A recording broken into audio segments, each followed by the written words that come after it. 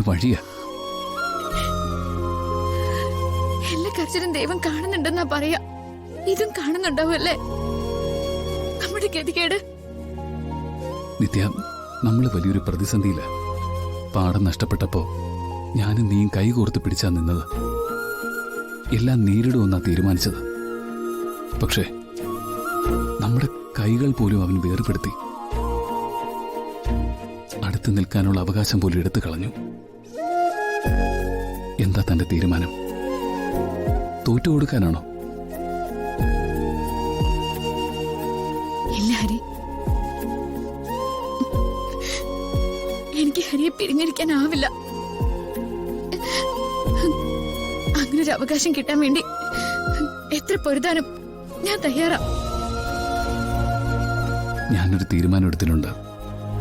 നമ്മുടെ ബന്ധത്തിന്റെ പേരിൽ മാത്രമല്ല, എല്ലാ കാര്യത്തിലും നമ്മൾ അവനെ തോൽപ്പിച്ചേ പറ്റൂ.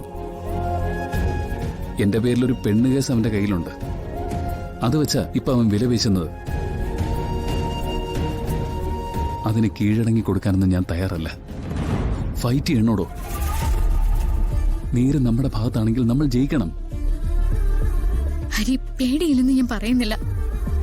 എന്ത് ചെയ്യാനും കഴിയുന്ന ഒരാളുടെ മുന്നിൽ അങ്ങനെ നിൽക്കാൻ പറ്റില്ലല്ലോ. എന്തിനും ഞാൻ കൂടെയുണ്ട്. കുറച്ചുനാള് നമുക്ക് ചിലപ്പോ തമ്മി കാണാൻ ഇങ്ങനെയൊക്കെ പറ്റുള്ളായിരിക്കും. പക്ഷെ ഒരു ശ്വാസത്തിൽ പോലും എന്നെ വിട്ട് ഹരി അകന്ന് നിൽക്കില്ല. പൊരുതുന്നത് നിനക്ക് വേണ്ടിയായിരിക്കുമ്പോ എനിക്ക് ഊർജം കൂടുതലായിരിക്കും. ആനന്ദൻ കൂടി കാര്യങ്ങളൊക്കെ പ്ലാൻ ചെയ്യുന്നുണ്ട്.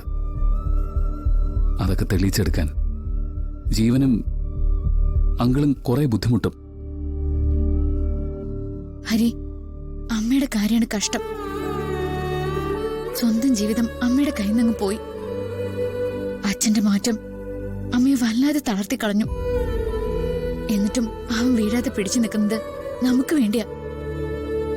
ശബ്ദം ഉയർത്തി സംസാരിക്കുമ്പോഴും ആ ശബ്ദത്തിലെ സങ്കടം എനിക്ക് മനസ്സിലാവും. അമ്മ എന്ന വാക്കിന്റെ പൂർണ്ണമായ അർത്ഥമാണ് സുജാത ആന്റി.